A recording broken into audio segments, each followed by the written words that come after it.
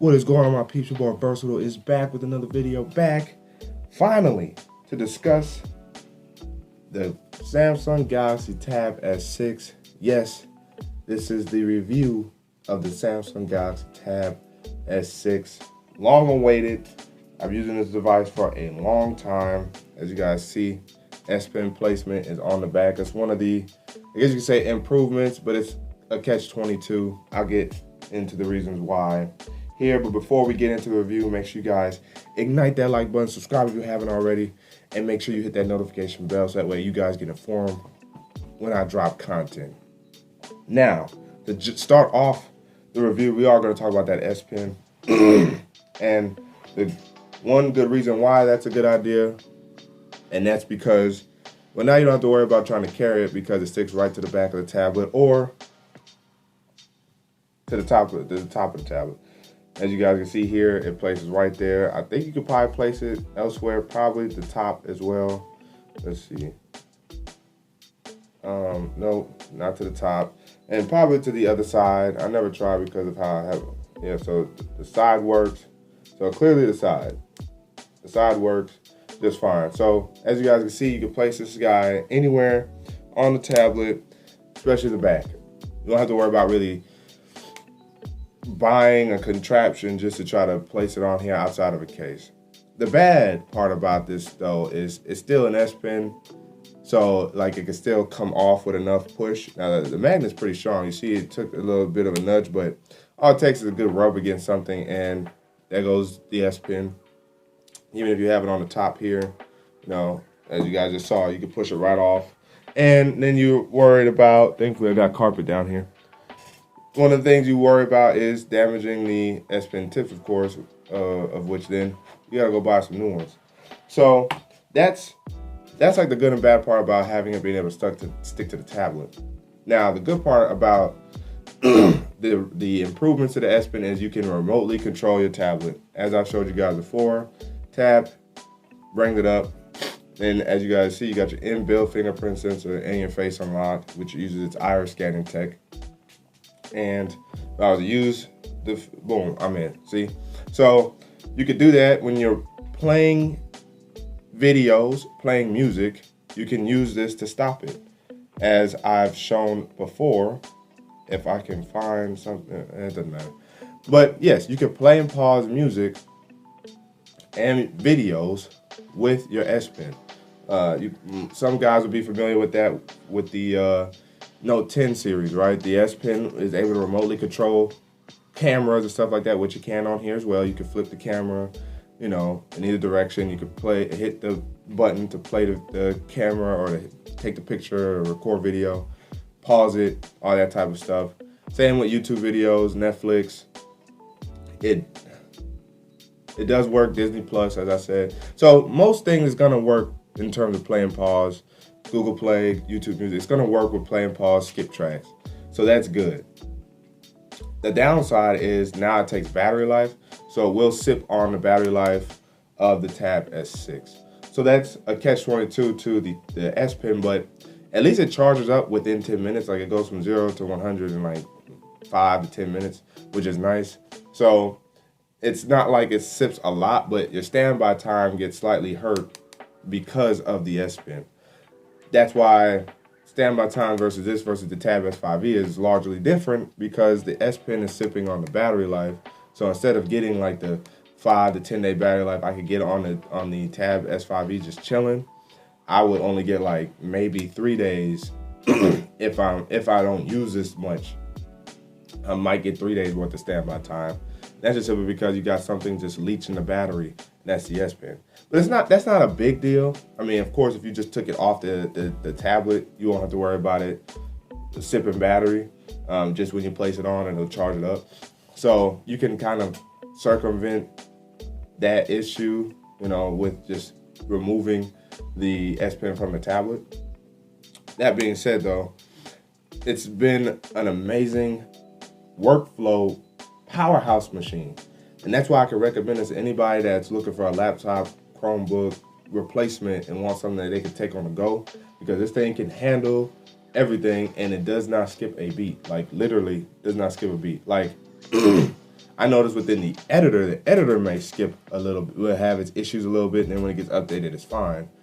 I use Power Director, and every now and then when I'm editing 4K content, it'll jitter a little bit, but that's not the tablet, that's Power Director. That being said, I edit all my YouTube videos, I edit my audio all from this right here. Go from one to the other, no issues. I do video conversions with this, with an app that converts my videos to lower res videos, or converts videos to audio if I need to, as like a last resort if my audio messed up. This thing tackles it all, has no issues, and it has a battery that can withstand that. The battery is 7040 milliamps. They lessened it because they thinned out the tablet, but the 855 chip is very good. Of course, I wish they put the 855 Plus in here just to get that much more performance out of this. I don't know why. All right, here we go again. I don't know why they just don't put those performance chips in the tablets if they are available, because we just want that extra boost in performance, you know what I'm saying, and processing. And so even with the 855, this has been fine though. No issues. It doesn't skip a beat when letting me in via the fingerprint sensor or the face unlock. It's a solid slab of a tablet, guys. Of course, the differences between the Tab S4 and the Tab S6 is the thinned out bezels. So now you get the same size screen, just in a smaller package, because it does come thinner and smaller versus the Tab S4. Software-wise, you get the same suite of options and features that you would get on their phones. The only difference is this is not on Android 10 yet, as of March 2020. It should be getting Android 10 in April though. And with that, hopefully it's not just One UI 2.0, but it's One UI 2.1, because then it's gonna have the full suite of options on the phone that will be on the tablet, and maybe they'll have some tablet specific features as well. So you're never gonna be lacking in features when it comes to Samsung's tablets, because you're getting all the features that you see on the phone, and some of them may have better use cases on here. Because, when you One UI comes to the Tab S6, will have better battery controls, as I demonstrated in how to optimize your battery for the Samsung Galaxy S20. You'll have that in the Galaxy Tab S6. Is this a worthy improvement over the Tab S4? Yes. Right off the bat, yes. Now I can still edit and everything on my Tab S4, but it had the older 835 processor, and I noticed that when editing. So I kind of started downgrading the editing to 1080p content, or down-raising my 4K content to 1080p a lot more often with my Tab S4 than I did with this. This I have been editing 4K, no issues, no problems, get through my edit, and I'm done. So that's been nice. This tablet does have Wi-Fi 6 capabilities. I just don't have Wi-Fi 6. And of course you got T-Mobile. This is the T-Mobile variant, so you get their exclusive bands and stuff like that. Throughput, beautiful. Like, I can upload this while I'm at work in a congested area. I can upload a video in a matter of 20 minutes or so, 30 minutes, depending on the size, of course. This solid. It's just a solid, man. It's solid. Like, now I don't do as much email checking on this as I do with my phone, just because I don't have dark mode yet, and Gmail is bright white. So, once I get Android 10, I'll probably be doing a lot more email checking on this. But the layout for emails on tablets is actually kind of nice, where it does take up more of the real estate. So that's nice. Internet browsing, a breeze, and of course, because it's 10.5 inches worth of screen, Quad HD. Now that's one thing you can't change on here, is changing it to down to permanently stay at 1080p or Quad HD. It's Quad HD all day, every day. One thing that is nice is the fact that you can change your internet browsers to use desktop versions, and you still have enough real estate to zoom in or kind of click on things as needed because of the nice size display. So that's great. Playing games on here, I play my one game, maybe two, Marvel Puzzle Quest, which might get phased out because that game is just weird.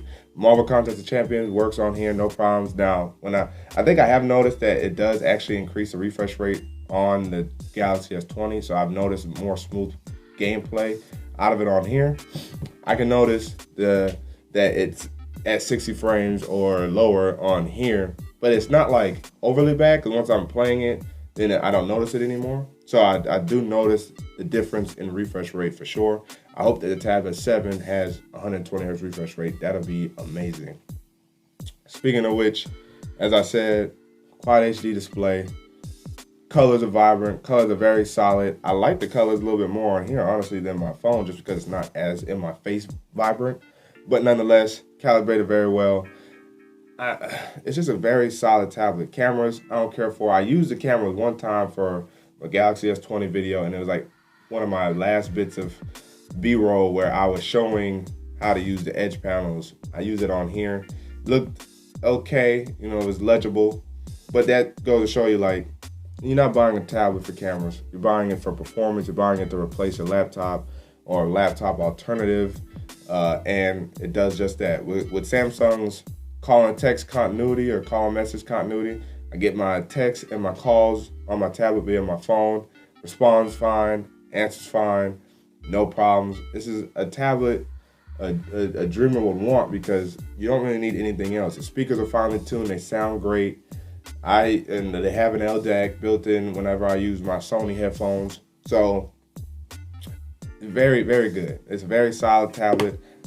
There's nothing else that you would really want other than just like of course, an improved display, and that 120 Hertz I think will go a long way with this.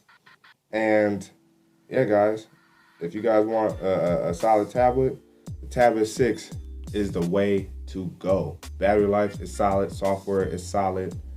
Build quality is solid. There's nothing else to say. That's the Tab S6 review. You guys want to pick one up, links will be down in the description. These are still running at their full retail price of $650.